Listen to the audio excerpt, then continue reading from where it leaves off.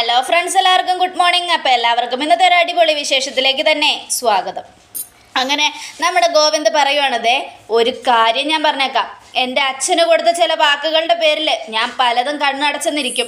ഞാൻ അതിൻ്റെ പേരിൽ നിങ്ങളെ സംരക്ഷിച്ചു എന്നും ഇരിക്കും.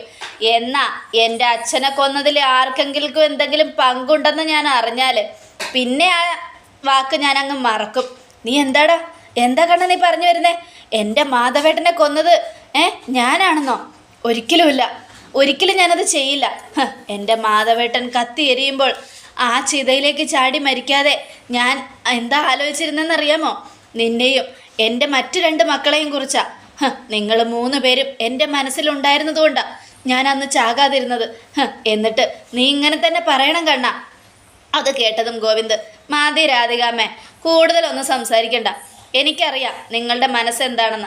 അതുകൊണ്ട് നിങ്ങൾ എന്തൊക്കെ പറഞ്ഞ് പരിശുദ്ധയാകാൻ ശ്രമിച്ചാലും ഞാൻ വിശ്വസിക്കത്തില്ല. അത് കേട്ടതും, കണ്ണാ നീ തന്നെ ഇങ്ങനെ പറയണം. നിന്നെ എനിക്ക് കൂടുതൽ ഇഷ്ടമായിരുന്നു.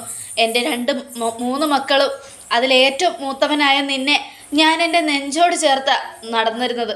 എന്നിട്ടും നീ ഇങ്ങനെ തന്നെ പറയണം. ഒന്ന് പോരാധികാമേ.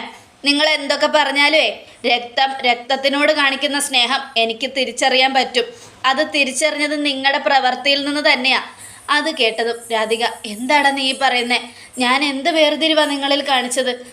അതെ, ഞാനും വരുണും അച്ഛനാകാൻ പോകുന്നു എന്നറിഞ്ഞപ്പോൾ നിങ്ങൾ എന്നോട് ഒരു കൺഗ്രാജുലേഷനോ ഒരു സ്നേഹമോ പ്രകടിപ്പിച്ചില്ല. പക്ഷേ ഇവനോട് കാണിച്ചത് എന്തൊക്കെയാ? ഇവനോട് കൺഗ്രാജുലേഷനും പറഞ്ഞു, കെട്ടിപ്പിടിച്ചു, ഇവന് ഉമ്മ കൊടുത്തു. അതാ രാധികാമ്മ രക്തത്തിനോട് കാണിക്കുന്ന സ്നേഹം. അല്ലാതെ നിങ്ങൾ പറയുന്നത് പോലെയുള്ള സ്നേഹമൊക്കെ വെറും വാക്കാൽ മാത്രം ഉണ്ടാകുന്നതാ. എന്തൊക്കെയായാലും രഞ്ജുവിന് ഇവിടെ ഒരു ബുദ്ധിമുട്ടും ഉണ്ടാവാൻ പാടില്ല. എന്തൊക്കെ സംഭവിച്ചാലും ശരി, അവളുടെ കണ്ണിൽ നിന്നും ഒരു തുള്ളി കണ്ണുനീര് വീണ എൻ്റെ നെഞ്ചിൽ നിന്നും ചോര പൊടിയുന്നത് പോലെയാ. മനസ്സിലായല്ലോ എന്നൊക്കെ പറയണം. കണ്ണാ, ഞാൻ അങ്ങനെയൊന്നും ചിന്തിച്ചിട്ട് പോലും ഇല്ലടാ. നിങ്ങളെയൊക്കെ ഞാൻ ഒരുപാട് സ്നേഹിക്കുന്നുണ്ട്. ഇവന് ജനിക്കുന്ന കുഞ്ഞിനേക്കാളും നിനക്ക് ജനിക്കുന്ന കുഞ്ഞിനെ ആയിരിക്കും ഞാൻ കൂടുതൽ സ്നേഹിക്കുന്നത്, കൂടുതൽ താലോലിക്കുന്നത്. എന്തായാലും നീ എന്നെ കുറ്റപ്പെടുത്തിയല്ലോ. ഒന്ന് പോരാധികാമേ. ഏറ്റവും കൂടുതൽ ഗീതുവിനെ സ്നേഹിച്ചത് ഞാൻ കണ്ടത് അവൾ പ്രഗ്നൻ്റ് ആണെന്ന് അറിഞ്ഞപ്പോൾ അവളെ നെഞ്ചോട് ചേർത്തത് ആ കുഞ്ഞിൻ്റെ അച്ചമ്മയാണ്, അല്ലാതെ നിങ്ങളല്ല. അതുകൊണ്ട് ഇനി എന്തൊക്കെ പറഞ്ഞാലും നിങ്ങളെ രക്ഷിക്കാൻ നിങ്ങൾക്ക് കഴിയില്ല രാധികാമേ. അങ്ങനെ പറയരുത് ഗോവിന്ദേട്ടാ. സ്നേഹത്തിൻ്റെ ഒരു ഒരു വലിയൊരു ഹൃദയമാണ് എൻ്റെ അമ്മയ്ക്കുള്ളത്. അത് എൻ്റെ ഗോവിന്ദേട്ടൻ കാണാതെ പോകരുത്. ഇപ്പം തന്നെ ആ തൈലവും കുഴമ്പും ഉണ്ടാക്കാൻ വേണ്ടി എൻ്റെ അമ്മ ഒരുപാട് കഷ്ടപ്പെടുന്നുണ്ട്. അയ്യപ്പേട്ടനെ എല്ലാം കൊണ്ടുവന്ന് വെച്ചിട്ടുണ്ട്. അതൊക്കെ ഗോവിന്ദേട്ടൻ മനസ്സിലാക്കണം. വേണ്ട കൂടുതലൊന്നും പറയണ്ട എന്ന് പറഞ്ഞുകൊണ്ട് ഗോവിന്ദ് ദേഷ്യപ്പെട്ട് അങ്ങ് പോവുക. ഈ സമയം ഗീതു നമ്മുടെ രാധിക, എന്തായാലും അവൻ്റെ ഒരു കുഞ്ഞ്, അതിനെ കൊന്നിട്ട് ഞാൻ പിന്നെ സമാധാനത്തോടെ ഇരിക്കും എന്നും പറഞ്ഞുകൊണ്ട് ഇങ്ങനെ നിൽക്കുവാണ്. ഈ സമയം വാമ്മേ, നമുക്ക് തൈലം ഉണ്ടാക്കാം, ഒന്ന് പോടാ പട്ടി എന്ന് പറഞ്ഞുകൊണ്ട് വരുണിനെ ഓടിച്ചു വിടുക. ഈ സമയം നമ്മുടെ ഗീതു രഞ്ജുവിനോട് ചോദിക്കുക, പറ എന്താ രഞ്ജു? രാധികാമ്മ എന്തോ തെളിവ് മൊബൈലിൽ വെച്ചിട്ടുണ്ടെന്ന് പറഞ്ഞു. ആ തെളിവ് എന്താണെന്ന് നിനക്കറിയാം. അതെന്തായിരുന്നു? അത് കേട്ടതും, എനിക്കറിയില്ല. നീ നുണയൊന്നും പറയണ്ട. രാധികാമ്മ അങ്ങനെ പറഞ്ഞപ്പോൾ നിന്റെ മുഖം മാറുന്നതും നീ ഒരുപാട് ടെൻഷനോടെ നിൽക്കുന്നതും ഞാൻ ശ്രദ്ധിച്ചായിരുന്നു. ഞാനോ കണ്ണേട്ടനോ അറിയാത്ത എന്തോ ഒരു വലിയ രഹസ്യം നീ മറയ്ക്കുന്നുണ്ട്. എന്താ അത്? അനാർക്കലിയുമായിട്ട് നിനക്കെന്താ ബന്ധം? എനിക്കൊരു ബന്ധവും ഇല്ല ഗീതു. അതൊക്കെ വെറും നിങ്ങളുടെ തോന്നല. രാധികാമ്മ വെറുതെ ഓരോന്ന് പറഞ്ഞുണ്ടാക്കുന്നതാ എന്നെ ഇവിടെ നിർത്താതിരിക്കാൻ വേണ്ടി. ഇല്ല, അത് വെറും വാക്കായിട്ട് എനിക്ക് തോന്നിയില്ല. രാധികാമ്മയുടെ മൊബൈലിൽ എന്തോ ഉണ്ടായിരുന്നു. അത് രഞ്ജുവിൻ്റെ ഭാഗ്യം കൊണ്ട് ഡിലീറ്റ് ആയിപ്പോയി. അതുകൊണ്ടാണ് രഞ്ജു രക്ഷപ്പെട്ടത്. ഇല്ലായിരുന്നെങ്കിൽ കണ്ണേട്ടൻ എന്ന് രഞ്ജുവിനെ ഇവിടെ നാട്ടിൽ പായിച്ചാനെ. എന്താ അത്? എന്താണേലും പറ. സോറി ഗീതു, എനിക്കത് നിന്നോട് പറയാൻ പറ്റില്ല. കാരണം ഇങ്ങോട്ട് വരുന്ന വഴി എൻ്റെ കയ്യിൽ നിന്നും അതൊന്നും പറയരുതെന്നും പറഞ്ഞ് എന്നോട് സത്യം മേടിച്ചിട്ടാണ് അമ്മ ഇങ്ങോട്ട് വിട്ടത്. അത് കേട്ടതും, ഓഹോ അപ്പോൾ ആ പാട്ടുകാരി സത്യവും മേടിച്ചു അല്ലേ? ആ പാട്ടുകാരിയെ ഞാൻ ശരിയാക്കുന്നുണ്ട്. എന്തായാലും നീയും ആ പാട്ടുകാരിയും പറഞ്ഞില്ലെങ്കിലും അതെന്താണെന്ന് ഞാൻ കണ്ടുപിടിക്കും. ഞാനേ കണ്ണേട്ടനെ പലപ്പോഴും കോമാളിയാക്കിയിട്ടുണ്ട് അമ്മയുടെ പേരും പറഞ്ഞ്. അന്നൊക്കെ കണ്ണേട്ടൻ ഒന്നും മിണ്ടാതെ ഒഴിഞ്ഞു മാറിയത് എന്തുകൊണ്ടാണെന്നറിയാമോ? ബന്ധങ്ങൾ തകരാതിരിക്കാൻ. അതുകൊണ്ട് ആ മനുഷ്യന് നല്ലൊരു മനസ്സുണ്ട്. എന്തായാലും ആ മനസ്സിനെ ആരും ചോദ്യം ചെയ്യരുത്, ആ മനസ്സിനെ ആരും കബളിപ്പിക്കരുത്, ആ മനസ്സിനെ ചൊല്ലി ആരും എൻ്റെ വലിയ മനസ്സ് എന്താണെന്ന് എനിക്ക് മാത്രമേ അറിയൂ രഞ്ജു. നീയും പ്രിയ ഒന്നും അറിഞ്ഞുകൊണ്ട് തെറ്റ് ചെയ്യില്ലെന്ന് എനിക്കറിയാം, അറിയാതെ തെറ്റ് ചെയ്യും. പക്ഷേ അതെന്താണെന്ന് പറഞ്ഞാലല്ലേ അതിനൊരു പരിഹാരം കാണാൻ പറ്റൂ. ഇന്ന് രാധികാമ്മയുടെ കയ്യിൽ നിന്നും അതൊക്കെ നഷ്ടപ്പെട്ടു പോയതുകൊണ്ട് രക്ഷപ്പെട്ടു. ഇല്ലായിരുന്നെങ്കിലോ നിങ്ങൾ രണ്ട് അനിയത്തിമാരും ആ ഏട്ടൻ്റെ പ്രിയപ്പെട്ടവരാ, ആ ഏട്ടൻ്റെ ഭാഗ്യമാണ് നിങ്ങൾ രണ്ടുപേരും. പക്ഷേ ഇതുപോലുള്ള തെറ്റുകൾ ചെയ്യുമ്പോൾ അതെന്താണെന്ന് ആ ഏട്ടനോടൊന്ന് പറയണം. ഇല്ലെങ്കിലേ ആ മനസ്സ് ഒരുപാട് വേദനിക്കും. അറിയാലോ രാധികാമ്മയുടെ കാര്യം. ഗോവിന്ദേട്ടൻ ഒരുപാട് സ്നേഹിച്ചതാ രാധികാമ്മയെ, സ്വന്തം അമ്മയെക്കാളും മുകൾ. എന്നാൽ ആ സ്നേഹം വെറും കപടം മാത്രമാണെന്ന് അറിഞ്ഞപ്പോൾ ആ ഹൃദയം തകർന്നു പോകാതിരുന്നത് എൻ്റെ വാക്കുകൾ കൊണ്ട് മാത്രമാണ്, എൻ്റെ ആശ്വാസവാക്കുകൾ കൊണ്ട്. അതുകൊണ്ട് കണ്ണേട്ടനെ വേദനിപ്പിക്കരുത് രഞ്ജു. ഒരിക്കലും ഇല്ല ഗീതു, ഇനി എൻ്റെ ഏട്ടന് ഇഷ്ടമല്ലാത്ത ഒന്നും ഞാൻ ചെയ്യില്ല എന്നും പറഞ്ഞ് രഞ്ജു വാക്ക് കൊടുക്കുക. ഈ സമയം പിന്നീട് കാണിക്കുന്നത് ഗോവിന്ദനെയാണ്. ഗോവിന്ദ ദേഷ്യപ്പെട്ടിങ്ങനെ ഇരിക്കുക. അപ്പോൾ ഗീതു ചെല്ലുക. ഈ സമയത്ത് ആ കാര്യങ്ങളെക്കുറിച്ച് പറഞ്ഞ് കണ്ണേട്ടനെ ടെൻഷൻ അടിപ്പിക്കേണ്ട, എന്തായാലും വാക്ക് മാറ്റിപ്പിടിക്കാം എന്നും പറഞ്ഞുകൊണ്ട് കണ്ണേട്ടാ എന്താ കണ്ണേട്ട ഇത്, എന്തിനാ വിഷമിച്ചിരിക്കുന്നത്? രാധികാമ്മ എന്തെങ്കിലും പറഞ്ഞു എന്ന് കരുതി? ഇല്ല ഗീതു, രഞ്ജു അകത്തേക്ക് പോയി കഴിഞ്ഞപ്പോൾ ഞാൻ രാധികാമ്മയോട് കാര്യം തിരക്കി. അപ്പോൾ രാധികാമ്മ പറഞ്ഞത് അനാർക്കലിയുമായിട്ട് രഞ്ജുവിന് ഈ വീട്ടിൽ നല്ല സ്നേഹബന്ധമായിരുന്നു, അവളെ സൽക്കരിച്ചതൊക്കെയാണ് രാധികാമ്മ പറഞ്ഞത്. എൻ്റെ കണ്ണേട്ട, രാധികാമ്മ പറയുന്നത് എന്തിനിങ്ങനെ വിശ്വസിക്കുന്നേ? അല്ല ഗീതു, രാധികാമ്മയുടെ മൊബൈലിൽ തെളിവുണ്ടായിരുന്നു എന്നാണ് കേട്ടത്. എന്നിട്ട് ആ തെളിവ് അവർ കാണിച്ചോ? എൻ്റെ കണ്ണേട്ട, അവർ പറയുന്നത് കേട്ട് കണ്ണും അടച്ചുകൊണ്ട് വിശ്വസിക്കാൻ നമ്മൾ മണ്ടന്മാരൊന്നും അല്ലെന്ന് അവരോട് പറഞ്ഞു കൊടുക്ക്. കണ്ണേട്ടന് ഓർമ്മയുണ്ടോ, രഞ്ജു ഫസ്റ്റ് ദിവസം ഇവിടെ വന്ന് നിന്നപ്പോൾ അവളെ മുറിയിൽ അടച്ചു പൂട്ടിയിട്ട് ശ്വാസം മുട്ടി അബോധാവസ്ഥയിലായ രഞ്ജുവിനെ ഹോസ്പിറ്റലിൽ എത്തിച്ച സമയത്ത് ഞാനാണത് ചെയ്തതെന്നും എനിക്ക് പ്രാന്താണെന്നും വരുത്തി തീർക്കാൻ രാധികാമ്മ പഠിച്ച പണി 18 നോക്കിയതല്ലേ. അതുകൊണ്ട് ഇനിയിപ്പോൾ അതിനെക്കുറിച്ച് പറഞ്ഞ് കണ്ണേട്ടൻ രഞ്ജുവിനെ വിഷമിപ്പിക്കരുത്. രാധികാമ്മയുടെ വാക്കും പഴയ ചാക്കും ഒന്നാ. ഈ വീട്ടിലുള്ളവരെ തമ്മിൽ തല്ലിക്കാനും എല്ലാവരും ഇവിടെ നിന്ന് പിരിഞ്ഞു പോകാനും സ്വത്തിൽ മാത്രം കണ്ണുവെച്ചുകൊണ്ടിരിക്കുന്ന രാധികാമ്മ ആഗ്രഹിക്കുന്നത്. അതുകൊണ്ട് കണ്ണേട്ടൻ അവരുടെ വാക്ക് വിശ്വസിക്കരുത്. നമുക്ക് വലുത് നമ്മുടെ ബന്ധങ്ങളാണ്. അതുകൊണ്ട് കണ്ണേട്ടനൊന്ന് ആലോചിക്കേ. രഞ്ജു കണ്ണേട്ടൻ്റെ സ്വന്തം അനിയത്തിയാ, രാധികാമ്മ ആരുമല്ല. എന്നിട്ടും ആ പേരിൽ, ആ രാധികാമ്മ പറഞ്ഞതിൻ്റെ പേരിൽ രഞ്ജുവിൻ്റെ മനസ്സ് വേദനിപ്പിക്കരുത്. അവളുടെ കുഞ്ഞും അവളും അവളുടെ ഭർത്താവും ഒക്കെ നമുക്കിപ്പോൾ വളരെ വേണ്ടപ്പെട്ടവരാ. അവളുടെ ജീവിതം തന്നെ ആപത്തിലാണെന്ന് അറിഞ്ഞിട്ടും നമ്മൾ അവളെ സ്നേഹിച്ച് ഇങ്ങോട്ട് കൂട്ടിക്കൊണ്ടു വന്നത് അവളെ സന്തോഷിപ്പിക്കാനാ, അല്ലാതെ അവളുടെ മനസ്സ് വേദനിപ്പിക്കാനല്ല. ഇനി നമ്മുടെ ലക്ഷ്യം രഞ്ജുവിൻ്റെ കുഞ്ഞ പ്രസവം വരെ രഞ്ജുവിന് ഒരാപത്ത് സംഭവിക്കാതെ അവളെ നോക്കണമെന്നുള്ളതാ. അങ്ങനെയുള്ളപ്പോൾ അവൾക്ക് ഒരാപത്ത് സംഭവിക്കരുത്. അതിനുവേണ്ടി നമ്മൾ അവളെ സ്നേഹിക്കണം. കുത്തുവാക്കുകൾ കൊണ്ടല്ല, സന്തോഷമുള്ള സ്നേഹമുള്ള വാക്കുകൾ കൊണ്ട്. അവൾ കുഞ്ഞിനെയും കൊണ്ട് ധ്യാനോടൊപ്പം പോകുന്നത് വരെ നമ്മളിൽ ഒരാളായിട്ട് അവളെന്നും ഇവിടെ തന്നെ ഉണ്ടാവണം. രാധികാമ്മയുടെ വാക്കുകൾ കേട്ട് അവളെ വേദനിപ്പിക്കരുത് എന്നും പറയുക. ഇത് കേട്ടതും ഗോവിന്ദ് ഗീതുവിനെ ചേർത്ത് പിടിച്ചു. എന്നിട്ട് ഗീതുവിനെ കെട്ടിപ്പിടിച്ചു. എത്ര പെട്ടെന്നാ എൻ്റെ അനിയത്തി നിൻ്റെയും കൂടെ ബന്ധമുള്ള അനിയത്തിയായത്. ഇതിൽ എൻ്റെ നിൻ്റെ എന്നൊക്കെ ഉണ്ടോ കണ്ണേട്ടാ? നമ്മുടെ അങ്ങനെ പറഞ്ഞാൽ മതി എന്നും പറയണം. എന്നിട്ട് ഗീതു ആലോചിക്കുക, രഞ്ജുവും അനാർക്കലിയും വിജയലക്ഷ്മി അമ്മയും തമ്മിലുള്ള ബന്ധം കണ്ടുപിടിക്കും ഞാൻ. എൻ്റെ കണ്ണേട്ടനെ വേദനിപ്പിക്കുന്നതായിട്ട് ഒന്നും ഇവിടെ നടക്കാൻ പാടില്ല. അതെന്താണെങ്കിലും ഞാൻ കണ്ടുപിടിച്ചിരിക്കും എന്നും ആലോചിച്ചുകൊണ്ട് നിൽക്കുകയാണ്. ഈ സമയം പിന്നീട് രേഖയാണ് കാണിക്കുന്നത്. രേഖ ഫോണിൽ സംസാരിച്ചുകൊണ്ട് അങ്ങനെ നടക്കുകയാണ് അങ്ങോട്ടും ഇങ്ങോട്ടും. അപ്പോൾ വരുണത് കണ്ടിട്ട് കൃത്യസമയം അവൾ നിൽക്കുന്ന പൊസിഷനും നല്ല സ്ഥലത്ത് തന്നെയാണ്. എന്തായാലും ഒരൊറ്റ തള്ളു കൊടുത്താൽ താഴെ അങ്ങോട്ട് ഉരുണ്ട് വീഴും. ആ വീഴ്ചയിലൂടെ വയറങ്ങോട്ട് കലങ്ങും. പക്ഷേ ഇപ്പോൾ അവളെ തള്ളിവിട്ട ഞാനാണ് തള്ളിയതെന്ന് ആരെങ്കിലും അറിയില്ലേ? എന്താ ഇപ്പം ചെയ്യുക? ഒറ്റ തള്ളു കൊടുക്കാം. ആ വീഴ്ചയിൽ അവൾക്ക് ബോധമില്ലാണ്ടാവും.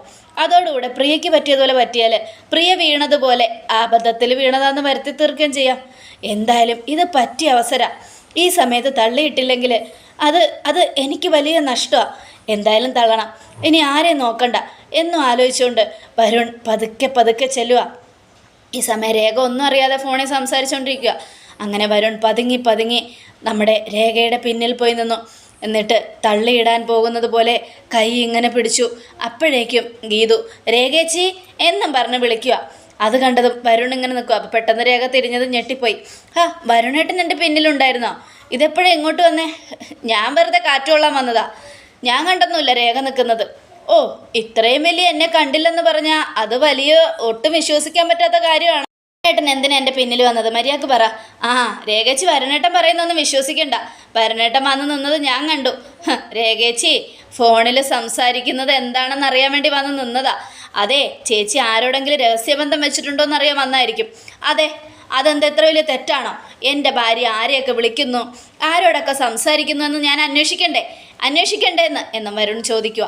അത് കേട്ടതും അതെ, നിങ്ങളുടെ കുഞ്ഞിനെയും വയറ്റിലിട്ടോണ്ട് കണ്ടവനെ തേടി പോകുന്നവളല്ല ഞാൻ.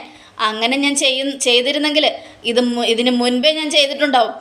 ദേ, ഒരു കാര്യം ഞാൻ പറഞ്ഞേക്കാം, മേലെ ഇതുപോലുള്ള വൃത്തികെട്ട പരിപാടിയായിട്ട് എൻ്റെ പിന്നാലെ വന്നാലുണ്ടല്ലോ, ഈ രേഖയുടെ ശക്തി ദേ രാധികാമ്മയെ പോലെ മൊബൈലിൽ ശേഖരിച്ചു വെച്ചിട്ടല്ല. എൻ്റെ ശക്തി എൻ്റെ മനസ്സാ, എൻ്റെ കൈകളിലാ. അത് നിങ്ങൾ അറിയും, മനസ്സിലായല്ലോ എന്നും പറഞ്ഞുകൊണ്ട് രേഖ ദേഷ്യപ്പെട്ട് അങ്ങ് പോവുക. ഈ സമയം വരുൺ ഞാനൊന്നും ചെയ്തിട്ടില്ല എന്നും ഗീതുവിനോട് ദേ തൈലം റെഡിയായോന്ന് കണ്ണേട്ടൻ ചോദിക്കാൻ പറഞ്ഞു, അതുകൊണ്ട് വന്നതാ. അത് കേട്ടതും വരുൺ ഇപ്പം റെഡിയാക്കാം എന്നും പറഞ്ഞുകൊണ്ട് അങ്ങ് പോവുക. ഈ സമയം ഗീതു ആലോചിക്കുകയാണ്, ഈ വീട്ടിൽ നടക്കുന്ന പല കാര്യങ്ങളും രേഖേച്ചി അറിയുന്നുണ്ട്. എന്നെക്കാളും കൂടുതൽ രഹസ്യങ്ങൾ രേഖേച്ചിക്കറിയാം. എന്തായാലും കണ്ടുപിടിച്ചേ മതിയാകും എന്നും ആലോചിച്ചുകൊണ്ട് ഗീതു ഇങ്ങനെ നിൽക്കുകയാണ്. ഇതേ സമയം പിന്നീട് കാണിക്കുന്നത് രാധികാമ്മയും വരുണിനെയാണ്. ഏപ്രിനൊക്കെ കെട്ടിയിട്ട് രണ്ടുപേരും ഭയങ്കര ഇതായിട്ട് ഇങ്ങനെ പാചകം ചെയ്തുകൊണ്ടിരിക്കുക. അതായത് ഓയിൽ കാച്ചിക്കൊണ്ട് തൈലം ഉണ്ടാക്കിക്കൊണ്ടിരിക്കുകയാണ് നമ്മുടെ ഗീതുവിനും രേഖയ്ക്കും രഞ്ജുവിനൊക്കെ നടുവിലൊഴിയാൻ. അപ്പോൾ വരുണാണെങ്കിൽ അടുപ്പ് ഊതുക. എൻ്റെ ദൈവമേ, ഇതിനേക്കാളും വലിയ പാട് വേറെ ഒന്നുമില്ല. എന്തൊരു കഷ്ടമായത്. ഇതിലേലും ഭേദം എന്നെ കൊല്ലായിരുന്നു. എടാ വരുണേ, എനിക്ക് നല്ല സംശയമുണ്ട്, നീ ആ ഗീതുവിൻ്റെ കൂടെ ചേർന്ന് എന്നെ ചതിക്കുവാണോ എന്ന്. ദേ അമ്മേ, അനാവശ്യം പറയരുത്. രേഖ വിചാരിച്ചിട്ട് പോലും ഞാൻ നന്നായിട്ടില്ല, പിന്നെയാണ് ഗീതു. അല്ലടാ, നീ സത്യം പറഞ്ഞ എന്നെ കൊണ്ട് രേഖയുടെ നടുവ് തിരുമിപ്പിച്ചു. ഇപ്പോൾ അവർക്ക് വേണ്ടി തൈലം ഉണ്ടാക്കിക്കുന്നു. എടാ, എല്ലാം നീ നിൻ്റെ ഭാര്യയ്ക്ക് വേണ്ടി ചെയ്യുന്നല്ലേടാ. അവൾ ഗർഭിണിയായെന്നറിഞ്ഞപ്പോൾ അവളോടൊരു സ്നേഹം നിനക്ക് ഇത്തിരി തോന്നി തുടങ്ങിയില്ലേടാ. ദേ, എന്ത് വേണമെങ്കിലും പറഞ്ഞോ, അവളെ ഞാൻ സ്നേഹിക്കുന്നുണ്ടെന്ന് പറഞ്ഞാലുണ്ടല്ലോ എൻ്റെ സ്വഭാവം മാറും. മനസ്സാ വാച ഞാൻ അവളെ സ്നേഹിക്കുന്നില്ലമ്മേ. എനിക്കവളെ ഇഷ്ടമല്ല. അവളും ആ കുഞ്ഞും ചത്തുപോണെന്ന് എൻ്റെ പ്രാർത്ഥന എന്നും പറഞ്ഞുകൊണ്ട് വരുണിങ്ങനെ ഇതാക്കി. അപ്പോഴേക്കും അയ്യപ്പൻ നായരും കാഞ്ചനയൊക്കെ വരിക. അതെ രാധികാമേ, എല്ലാം ആയുർവേദം തന്നെയായിരുന്നു, നമ്മുടെ നാട്ടുമരുന്നുകൾ. വെറുതെ സംസ്കൃതത്തിൽ എഴുതി നമ്മളെ പറ്റിച്ചതാ. സംസ്കൃതം ആരാ അയ്യപ്പണ്ണ? ഉങ്ക ക്ലാസ്മേറ്റാ എന്നും കാഞ്ചന. ദേ കാഞ്ചനെ, നീ രാധികാമ്മയുടെ കയ്യിൽ നിന്ന് ആ ചട്ടകം മേടിച്ച് അതങ്ങോട്ട് ഇളക്കിയേ. അത് വേണ്ട, ഇത് എൻ്റെ അമ്മ ഇളക്കിയാലേ കൈപ്പുണ്യം ഉണ്ടാവുള്ളൂ എന്നും വരുൺ. അത് കേട്ടത് രാധികാമ്മയുടെ സംശയം രാധികാമ്മയ്ക്ക് ഉറപ്പായി. ഇവൻ മനഃപൂർവ്വം ഇവൻ്റെ പെണ്ണുമ്പിള്ളയ്ക്ക് വേണ്ടി എന്നെ കൊണ്ട് തൈലം ഉണ്ടാക്കിക്കുന്നതാ എന്നൊക്കെ ആലോചിച്ചുകൊണ്ട് രാധിക ഇങ്ങനെ ഇളക്കിക്കൊണ്ടിരിക്കുമ്പോൾ ഗീതു, അതെ നെയ്യ് ഒഴിച്ചോ? ഇല്ല, നെയ്യ് കിട്ടിയില്ലല്ലോ. അതെന്താ നെയ്യ് കിട്ടാഞ്ഞേ? ശുദ്ധമായ പശുവിൻ പാലിൽ നിന്നും കറന്ന് ആ ചൂടോടെയുള്ള നെയ്യ് അതിൽ നിന്നും ഉണ്ടാക്കി അപ്പം തന്നെ അതിലിടണ്ടേ. അത് കേട്ടതും മണ്ടി രാധികാമ്മ, നെയ്യ് കിട്ടിയില്ല, അതിന് നാളെ ഇട്ടിട്ട് ഇതൊക്കെ മൂടി വെച്ചിട്ട് നാളെ ഉണ്ടാക്കാം. അതൊന്നും പറ്റില്ല, നാളെ ഇന്നുണ്ടാക്കി വെച്ചത് പിന്നെ ഉണ്ടാക്കാൻ കഴിയില്ല. അതുകൊണ്ട് നാളെ ആദ്യം മുതൽ തുടങ്ങിയാൽ മതി, നിൻ്റെ ഒലക്കയുടെ മൂട് എന്നും പറഞ്ഞുകൊണ്ട് രാധിക ചട്ടകവും വലിച്ചെറിഞ്ഞൊരൊറ്റ ഓട്ടം. അപ്പോൾ വരുണും ഓടി. ഇത് കേട്ടതും നമ്മുടെ അയ്യപ്പനാർ, എന്തിനാ കുഞ്ഞെ വെറുതെ രാധികാമ്മയെ ചൊറിയാൻ ചെല്ലുന്നേ? നമ്മളെ ഒരുപാട് വട്ടം കറക്കിയതല്ല അയ്യപ്പണ്ണ, ഇനി കുറച്ച് അവർ കറങ്ങട്ടേന്നേ. അത് കേട്ടതും നമ്മുടെ അയ്യപ്പൻ നായർ ചിരിക്കുക. ഈ സമയം അജാസിനെ അവർണികയാണ് കാണിക്കുന്നത്. അവർ രണ്ടുപേരും കാറിൽ പോയിക്കൊണ്ടിരിക്കുക. അവർണിക, താനൊരു പുതിയ പേഴ്സ് മേടിച്ചപ്പോൾ പഴയത് എനിക്ക് തരാമെന്ന് പറഞ്ഞു. അജാസ് തമാശ പറഞ്ഞല്ലേ? ഇല്ല. എന്തിനാ അത്? അതെ, കുറച്ച് ക്യാഷ് ഞാൻ ഈ അനാഥാലയങ്ങൾക്ക് മാറ്റി വയ്ക്കുന്നുണ്ട്. അപ്പോൾ പൈസയൊക്കെ വെറുതെ അവിടെ ഇവിടെ കിടക്കുക, അതുകൊണ്ട് ഞാൻ പൈസ പേഴ്സിൽ സൂക്ഷിക്കാമെന്ന് കരുതിയാ. ഓഹോ, അത്രയും നല്ല കാര്യത്തിന് വേണ്ടിയാണെങ്കിൽ ആദ്യത്തെ കാശ് എൻ്റെ തന്നെ ആയിക്കോട്ടെ എന്നും പറഞ്ഞ് നമ്മുടെ അവർണിക്ക് കുറച്ച് കാശ് ഇട്ട് കൊടുക്കുക. അപ്പോൾ അജാസ്, അതെ ഈ പേന കൊണ്ട് തൻ്റെ പേര് അതിലെഴുതിക്കേ. അതെന്തിനാ? എഴുത്, എൻ്റെ ഒരു പ്രാന്താന്ന് കൂട്ടിയാൽ മതി. അപ്പോൾ അവർണിക അത് എഴുതി കൊടുക്കുക. ഇത് കണ്ട രഘുറാം, അജാസ് എങ്ങനെയുള്ള മനുഷ്യനാണെന്ന് കണ്ടുപിടിക്കണം. അവൻ എന്തിനാ എൻ്റെ മോളുടെ പിന്നാലെ നടക്കുന്നേ? എന്തായിരിക്കും അവൻ്റെ മനസ്സിൽ? അവൻ ശരിയല്ല എന്ന് എൻ്റെ മോളെ മനസ്സിലാക്കി കൊടുക്കണം എന്നും പറയുക. അവനോട് തനിച്ച് സംസാരിക്കണമെന്നൊക്കെ ആലോചിക്കുക. അപ്പോഴേക്കും അവർണിക കാറിൽ നിന്ന് ഇറങ്ങിയതും അജാസ് അകത്തേക്ക് വാ, കട്ട്ലേറ്റും ചായയും കുടിച്ചിട്ട് പോവാം. ഞാൻ കട്ട്ലേറ്റ് ഉണ്ടാക്കിയിട്ടുണ്ട്. അയ്യോ ഡാഡി, ഞങ്ങൾ കോഫി ഷോപ്പിൽ നിന്ന് നന്നായിട്ട് ഫുഡ് കഴിച്ച് കോഫിയും കുടിച്ചു. ആ ഡാഡി കട്ട്ലേറ്റ് ഉണ്ടാക്കുന്നതിൻ്റെ ഒരു ക്ലൂ തന്നിരുന്നെങ്കിൽ ഞങ്ങളത് ചെയ്യില്ലായിരുന്നു. ഇനിയിപ്പോൾ വയറ് ഫുള്ളാ, കോഫി പിന്നൊരു ദിവസം ആവാ സാർ എന്നും പറഞ്ഞ് അജാസ് പോയി. ഈ സമയം മോളെ അവർണികെ, ഞാൻ അജാസിൻ്റെ ബാക്ക്ഗ്രൗണ്ട് അന്വേഷിച്ചു. അവൻ ശരിയല്ല, അവൻ്റെ സ്വഭാവം ഒട്ടും ശരിയല്ല. അവന് പല ചീത്ത കൂട്ടുകെട്ടുകളും ഉണ്ട്. ഡാഡി എന്തിനാ അജാസിൻ്റെ ബാക്ക്ഗ്രൗണ്ട് അന്വേഷിച്ചത്? അത് പിന്നെ മോളുമായിട്ട് ബന്ധമുള്ള എല്ലാവരുടെയും ഇത് അന്വേഷിക്കണമെന്നാണ് എൻ്റെ മനസ്സിൽ. കിച്ചുവിനെ കുറിച്ച് അന്വേഷിക്കാത്തതിൻ്റെ കുറ്റബോധം ഇപ്പോഴും എനിക്കുണ്ട്. അതുകൊണ്ട് എനിക്ക് പേടിയാ മോളെ.